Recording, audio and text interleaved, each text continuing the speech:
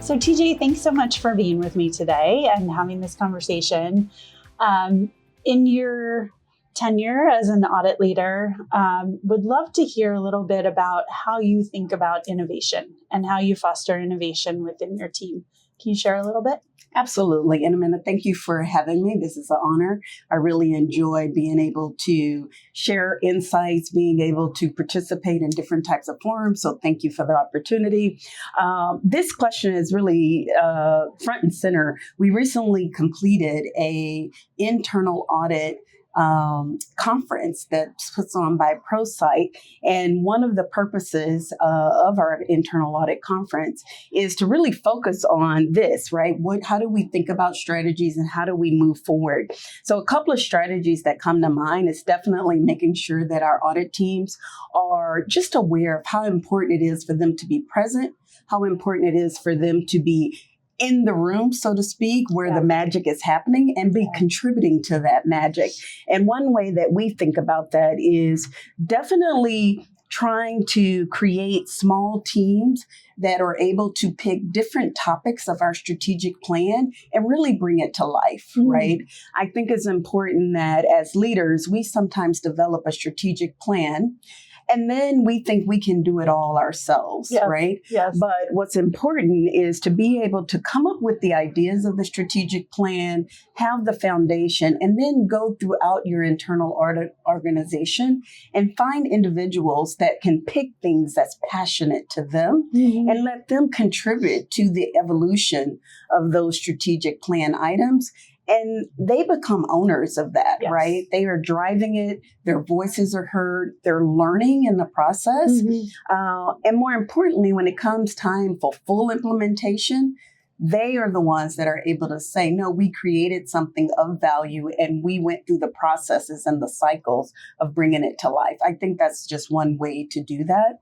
Other things that we're doing, and I'll tie the second example to some of the things that we're doing just to get people comfortable with AI, right? We recently had a half-a-day session with my leaders that report to me, and I had them sit and do a couple of breakout exercises and told them they needed to use Copilot. Get in the details. Get in, touch it. I think, it's easy for us as leaders to talk about it and to give direction.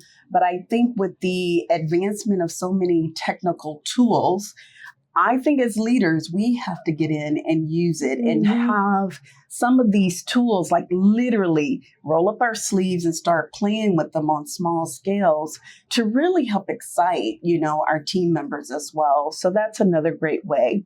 The third item I would highlight is, all of us are part of organizations that have very advanced technology departments. Most of us are. So what I do think is also critical is that we try to work with those technology departments, meet with them often, whether that's meeting with them and being a part of the conversations as they do major data governance initiatives and they're pulling together data. How do we keep ourselves involved, not just as the auditor, but just being aware, right? Being aware of all of these advancements and then using that insight to feed our organization is another great way to do that. So I think just a combination of being able to, engage every member of your team in different aspects and then thinking through those strategies and how does your internal audit strategies, how do they align with the strategies of the firm? I would say that 100%. Connectivity has to be there. And the more that you can connect those two strategies, I think the better off we'll be in creating the audit shops of the future. I heard from you, driving that shared accountability to the goals of your team and getting everybody bought in and accountable to driving to the shared mission. Yes. But then also, how do you align that strategy and mission to the rest of the organization? Can you talk a little bit about how does that inform your advisory approach and your internal audit plan? Absolutely. With the new standards and how we are now all feeling very comfortable, at least starting the conversation about advisory, I think different audit shops are in different levels of maturity about how they think about, that independent traditional audit work that we do versus the advisory work. We are certainly on that journey of maturity, right? We're a younger audit shop, so we've been definitely focused on the execution of delivery and staying in front of emerging risks, change activities. And now we add this opportunity to think strategically about how do we show up and do this advisory function and do it well. We are doing that, and I'm really excited about it. I think there's so many future opportunities in that space. And one of the things that I find is our challenging is figuring out what to call it when I think about my budgeting process, right? Like, what do I call that, and how do I make that, a strategic part of our planning process, even so that when you have a very lean audit shop, right, Yes. every hour matters, right? Yes. And how you think about allocating and budgeting for those hours so you can fulfill your audit plan, so you can ask for the right budget matters, right? The smaller you are, the more important that is. So we've been trying to think about what do we call those types of advisory moments that we know we want to dedicate time to, and how do we identify them early? We're not going to identify them all, but how do we identify them early? And then the terminology we use is call them a change activity. There's something happening in the organization. We know it's going to present a change to the organization. So how do I say that that change activity is something that we're going to do some advisory work on? We go from the advisory work and that change activity to then saying, now I learned something about it. Now it's going to be part of my audit plan. And let's talk about what that audit plan, audit strategy looks like, right? Yeah. Sometimes it's going to weave into my existing audit entity universe, or it may be something that I may want to stand up and do totally outside of that normal universe, right? So we are thinking about that. And I think the team members are really excited about the opportunities to actually engage in that aspect. Yeah, I think that's fantastic. So those change events might live a different life, if you will, in your audit plan. But you're branding them as such. And I think that's great partnership with the business. Maybe a last question in terms of driving value to your stakeholders. You talked a little bit about participation in the change events, but can you talk holistically about how you think about your function driving value with your stakeholders? Yeah, absolutely. I think about, and may I preface that with, in today's environment, we all know that the one of our key stakeholders, shareholders, the audit committee and the audit chair. And they are really being challenged with having to deal with so many different topics, right?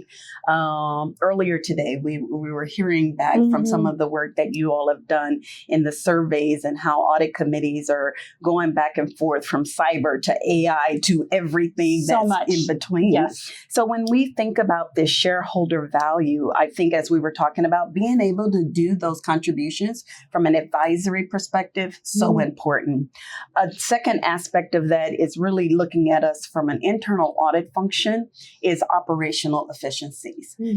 We know that as organizations start to embed so much in the AI landscape, and they're having conversations themselves about, well, how much more effective and efficient can we be?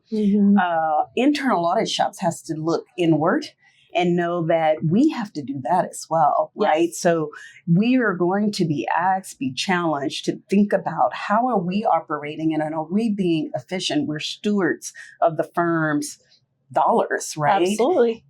So I do think that we have to really think about that value that we're adding and how are we doing it in an operationally efficient manner? And are we telling our story? Sometimes I think we in internal audit don't do a good enough job marketing our stories, right?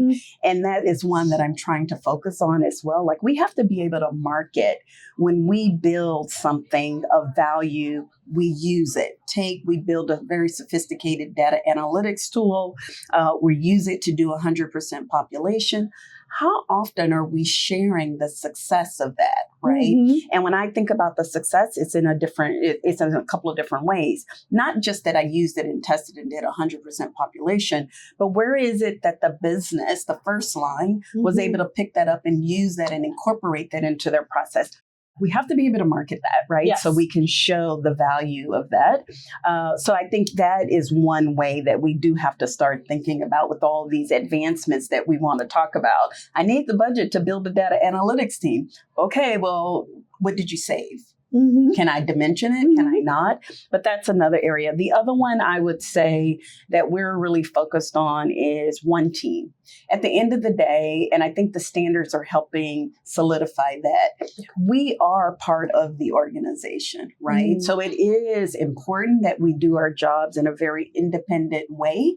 But remember, we are still part of the team. And that's where that advisory connectivity does come in as well. How do we continue to show that independence, but do it in a way that the business respects the subject matter expertise?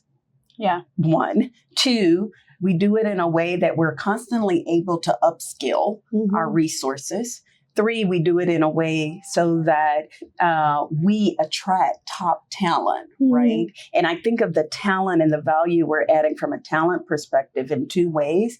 I want to be able to bring in junior, very sophisticated, highly competent junior resources that are so comfortable with modern technology and then complement them with the subject matter expertise that already exists on the audit team. I think that shows just an amazing value to the organization, right? Yeah, you're bringing in this talent and you're acknowledging this idea that there are so many generations in the workforce today, right? We're sitting here today with at least 4 generations of workers when you think about age groups.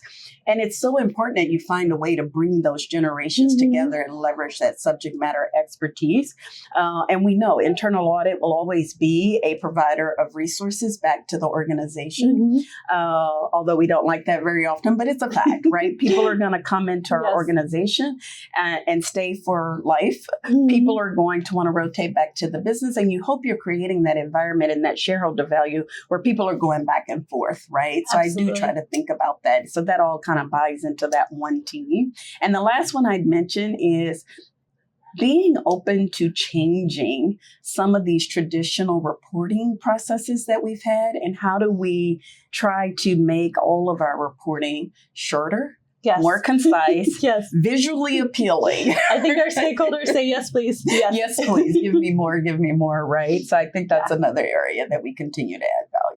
And a huge opportunity with AI is how do we get to the stakeholder and get to the outcome much quicker? Yes, right? So, absolutely. TJ, thanks so much for sharing all of your thoughts today. No, I appreciate the opportunity. Thank you.